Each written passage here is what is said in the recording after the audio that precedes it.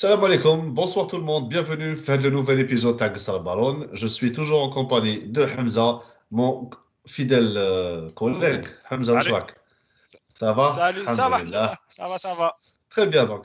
Dans le cadre du démarrage de cette nouvelle année, on va commencer justement avec le premier épisode qui va concerner les mercatos des clubs de début de saison. Et on a décidé de séparer ça en trois catégories. Donc, on se retrouve tout de suite pour la première catégorie, le mercato 5 étoiles. À tout de suite.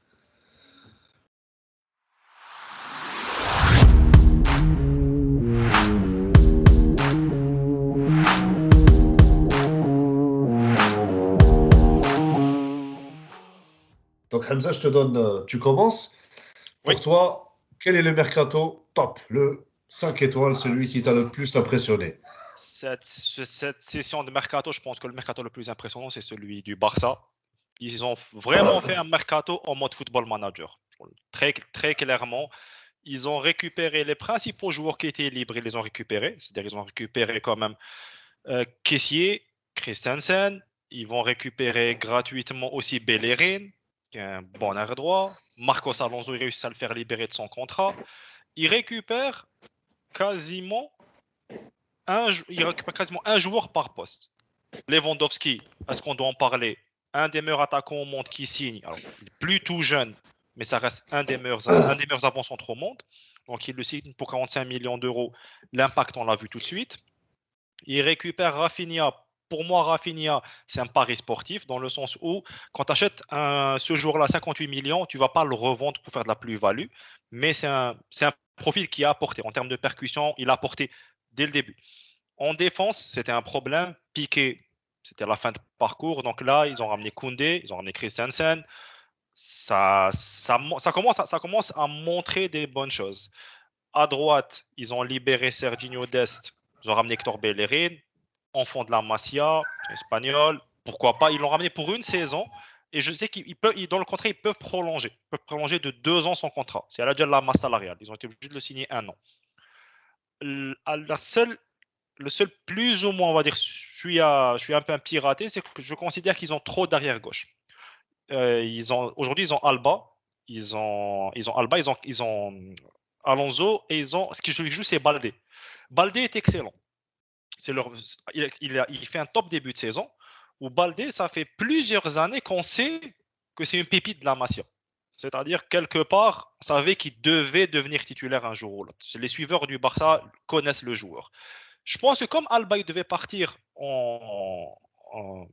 il devait partir à l'Inter en fin de mercato. Je pense que c'est pour ça qu'ils ont pris Marcos Alonso. Ils se sont dit Alba, ils voulaient liquider déjà la masse salariale. Mais bon, dans l'absolu, ça reste un mercato de top joueurs. Ils ont liquidé certains gros salaires. Griezmann toujours en prêt. Ils ont liquidé Trincao et Manjah. Ils ont liquidé Coutinho qui était un gros salaire. Dans l'absolu, je pense qu'ils ont fait un top mercato. D'accord. Le mercato du Barça, quand tu le vois comme ça de l'extérieur, tu te dis que qu'est-ce qu'ils sont en train de faire? Il y a un an, il n'y avait pas d'argent pour payer. Aujourd'hui, tap, tu actives deux, trois leviers par là, tu cèdes un peu tes droits TV à droite, tu cèdes d'autres droits TV à gauche, etc. Hop, tu ramènes l'argent et tu commences à empiler les noms. Aujourd'hui, le Barça se retrouve avec six attaquants, ou sept carrément. Oui, oui. 6 ou 7. Tu as Ansu Fati, tu as Dembélé, tu as Rafinha, tu as Ferran Torres, tu as Lewandowski, tu as Memphis Depay. Oui, c'est un Ça problème. fait Ça, 6. c'est le C'est souci. un problème. Aujourd'hui, il se Et retrouve avec heureusement un qu'ils ont souci. liquidé Ousmane. Coutinho. Heureusement Ils ont qu'ils liquidé avaient Coutinho et Griezmann. liquidé Coutinho et Coutinho, c'était Griezmann. l'année dernière, je crois. Coutinho, c'est là. Non, Coutinho, non, il Ousmane, était en prêt. Là, les fêtes. t'es en prêt. Non, non, non, je parlais surtout de l'autre, Braithwaite et Luc de Jong. Parce qu'il y a Et Aubameyang fin, aussi. fin août, ils étaient encore et Oui, Aubameyang, voilà, ils étaient oui. encore au club. Donc, 6 attaquants, ça, ça va être compliqué parce que quand même, Ferran Torres, ils l'ont acheté à 55 millions d'euros, Le ce qui, je problème trouve de, surpayé, Ouais, mais trop cher payé. le problème de ces joueurs-là, c'est que c'était les joueurs du mercato précédent qui était un mercato bricolé. très bricolé. Parce que l'année passée, ils étaient partis chercher un Memphis Depay gratuit. Ils sont partis chercher un Aubameyang parce que c'était pas cher côté Arsenal. Et ils sont Il partis était chercher en un Ferran froid avec Torres. l'Arsenal. Et un Ferran Torres qui était vu comme étant un des joueurs à très fort potentiel en Espagne. Au final, très fort Parti. potentiel, il l'a jamais confirmé. Il l'a jamais confirmé. Ça sera un éternel potentiel. Il l'a jamais Voilà. confirmé. Il l'a jamais confirmé. Et le coup que tente l'administration barcelonaise, c'est justement de faire un coup sportif en espérant que ça relance la machine. Après, c'est un pari. Hein. Si sportivement, ils ne relancent pas la machine, s'ils ne gagnent pas de titre, le Barça, ils ont hypothéqué 25% de leurs revenus sur un bon bout de temps. Ouais. Qu'est-ce que tu fais? Qu'est-ce que tu fais avec ces joueurs-là? Parce que Lewandowski, tu ne vas pas le revendre. Rafinha, tu ne vas pas le revendre. Tu as du mal à liquider Frenkie de Jong Rafinha, qui peut si, pas je parler. pense que si. À 58 millions, tu ne vas pas faire une plus-value QB là-dessus. À 58 millions. Bah, mais tu vas le revendre.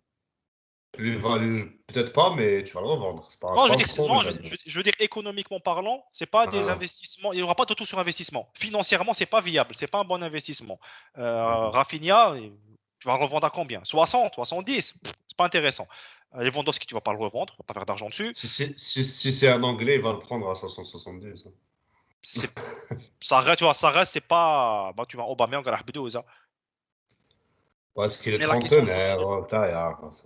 Mais c'est pour Très ça que j'ai bien, dit, d'accord. c'est un investissement sportif. Pour moi, sportivement, c'est bon. Économiquement, oui, ça. Avoir 6 attaquants, et que sportivement, tu t'en fous parce que ça fait une partie de FIFA, c'est genre une carrière de FIFA. Économiquement, c'est pas rentable parce que tu as des joueurs, tu as des investissements qui te servent à rien. D'accord. Est-ce que tu penses pas qu'il manque un gros défenseur central au Barça? Est-ce que tu Euh, penses que la paire Araujo-Christensen a les cojones Plutôt pour jouer Koundé. la Champions League? Moi, j'attends plutôt Koundé. J'attends plutôt Koundé à Rojo. Parce que Koundé, on a vu des très bonnes choses à Séville. Mhm. Araujo, on a vu des très bonnes choses. Même quand il jouait à Piqué le Mehbol, il était Ouais. très bon. Du coup, Anna, je vois plutôt la paire à terme, Koundé, Araujo. Oui, c'est une paire d'avenir. Hein. Ils ont 23, 22, quelque chose comme ça. Euh, Ouais. c'est l'avenir. Christensen, pour moi, c'était une opportunité de mercato. Il était gratuit. Mais Mhm. c'était pas lui la cible en défense. Je pense pas que c'était lui la cible. C'est une opportunité. Il était gratuit. Kima Marcos Alonso, c'était une opportunité. Ils l'ont eu gratuitement. Mais c'est pas Ouais. l'avenir. Non, c'est pas. Très bien, parfait. Alors, donc, le mercato 5 étoiles de Hamza, c'est le FC Barcelone, effectivement. Nashvina, ils ont dépensé beaucoup d'argent, plus 7 opportunités de marché gratuites. Franck Caissier, De Jong n'est pas parti. Je pense que c'est considéré comme une réussite, faire le mercato, parce qu'ils étaient Ça- pas très loin de le vendre. Oui, mais mais le problème, c'est que Roma, il voulait le vendre. Hein. Mais Du point lui, de il ne vue du voulait pas Barça, partir, hein. voilà, du point de vue du Barça, c'est pas une réussite. Parce que Roma, il voulait le liquider. Après, moi, je Mais considère que pour des sportivement, raisons valait mieux qu'il financières. reste. Oui, Et mais voilà, sportivement, valait il mieux le voulait garder. c'est clair, donc on va voir en tout cas. Ce qui est sûr, c'est que depuis son arrivée au Barça, on n'a pas encore vu le De Jong de l'Ajax, honnêtement.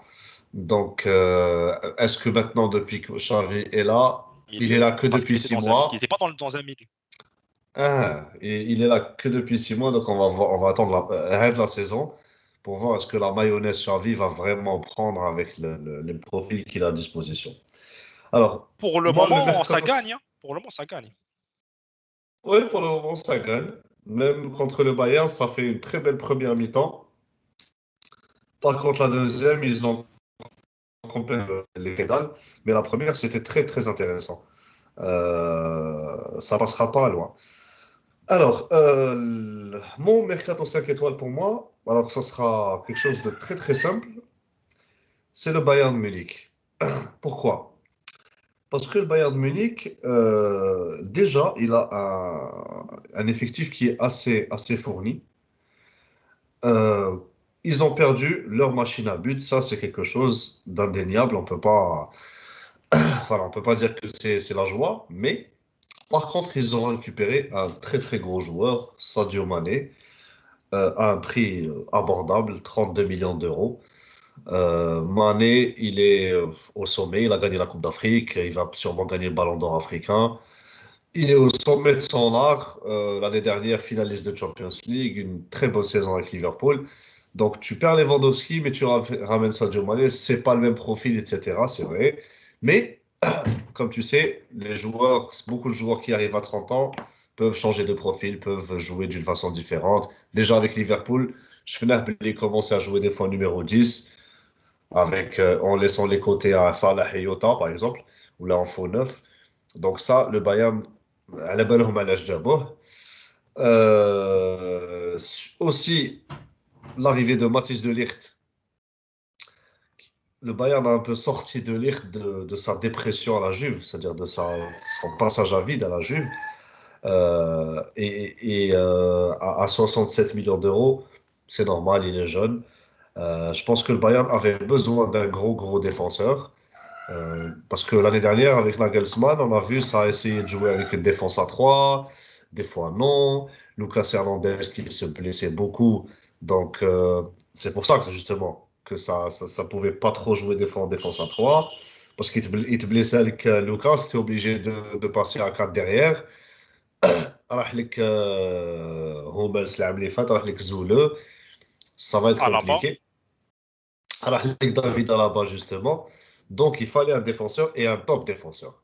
Donc, De Ligt, pour moi, c'est un recrutement 5 étoiles. Ensuite, tu as le Mazraoui qui vient doubler en tant qu'arrière droit. Gratuit. Gratuitement, Mazraoui, pourquoi pas? Parce que Pavard, Tane qui s'en sert pour jouer central, excentré. Donc, tu vois, il a une défense aujourd'hui assez polyvalente avec Upamecano, Pavard, Lucas Hernandez, il a arrière ou la centrale, plus Mazraoui qui double à droite. Tu as Alfonso Davies à gauche. Et tu as qu'un bon renfort au milieu de terrain qui est Ryan Gravenbach, qui est un peu cher payé. Un peu cher payé, mais on va voir. Parce qu'il pour le moment, il ne joue pas. Mais il ne faut pas oublier qu'il vient s'ajouter à un milieu de terrain déjà fourni avec Sabitzer, Goretzka, Joshua Kimmich. Tu vois, avec déjà un milieu de terrain, faire le rachis. Et en plus de l'attaque aujourd'hui, le roi Sané, Leroy Sané, pardon, Nabri, Zid Ma'ah, Sadio Mané. Pour le moment, ça donne. Ils sont en train de gagner des matchs à 7-0 en championnat. Maintenant, la suite, on verra. Est-ce que Nagelsmann pourra faire le taf? Parce que l'année dernière, c'était quand même une petite déception de se faire sortir par Villarreal, malgré que c'est une très très belle équipe, Villarreal. Hein. Franchement, c'était sympa de les voir. Mais quand tu es le Bayern, quand tu as toute cette machine de guerre, ne pas avoir du mal à marquer avec Lewandowski, avoir du mal à marquer à Villarreal, c'est que c'est un petit peu un problème de coach et d'animation offensive. Donc, on va voir est-ce que Nagelsmann va pouvoir faire ce qu'il faut avec l'équipe. Après je trouve que ce Bayern-là est toujours trop dépendant de Kimmich. Beaucoup trop dépendant de Kimmich. C'est lui qui mène le tempo de l'équipe et c'est le seul qui prend ses responsabilités dans le jeu. Quand ils ont le ballon, c'est lui qui entraîne. Si tu n'as pas un Kimmich au top de sa forme, pour moi, les autres sont pas au niveau. C'est-à-dire que tu n'as personne qui va prendre ses responsabilités. Sabitzer, c'est une déception. Depuis qu'il est au Bayern, il est beaucoup moins bon qu'à Leipzig. Musiala, il est jeune. Goretzka, c'est le bon. Jamais compris qu'il est sur le bon. Ce Bayern-là est trop dépendant d'une performance de Kimmich. Alors, ce qui est bien, c'est que Kimmich, il est constant. Mais s'il se blesse, j'ai la Coupe du Monde, est-ce qu'il y a quelqu'un qui est capable de tenir le milieu de terrain?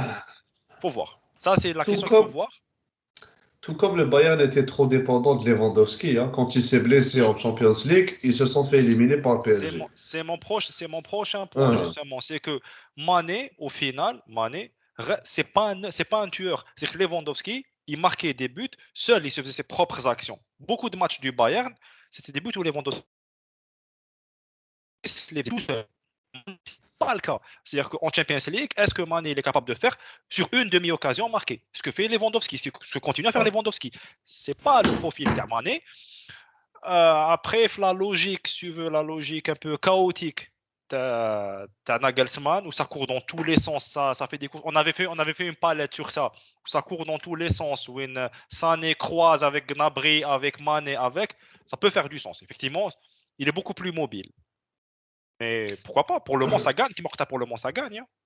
Non, mais tu sais, c'est un petit peu à l'image de Manchester City qui a eu beau 109. C'est-à-dire que le danger peut venir de partout. Aujourd'hui, au Bayern, tu as trois attaquants. Tu as Sané, Musiala et Mané. Les trois peuvent te marquer, tu vois. C'est ça le truc.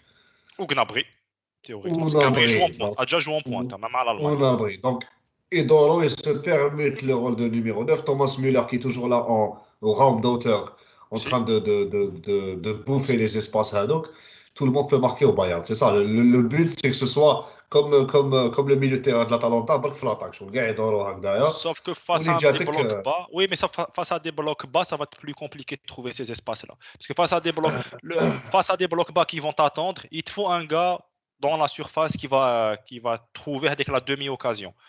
Un Mané arrêté dans la surface, je ne sais pas ce qu'il peut faire. Tu vois, je vois pas ce que peut faire physiquement. Est-ce qu'un Sané ou là, est-ce qu'un Gnabry, Mané peuvent jouer arrêté? J'ai un doute. Ils doivent partir de loin. Ils doivent partir de loin. C'est la vitesse qui est leur principal argument, Romain. C'est Thomas Müller. Ouais, la solution. Oui, c'est une solution. C'est une solution, effectivement. Thomas Müller. Il a déjà prouvé par le passé, hein, de toute façon. Oui. Thomas Müller contre les blocs bas. Thomas Müller, c'est comment on appelle ça? Il peut jouer le rôle d'un renard.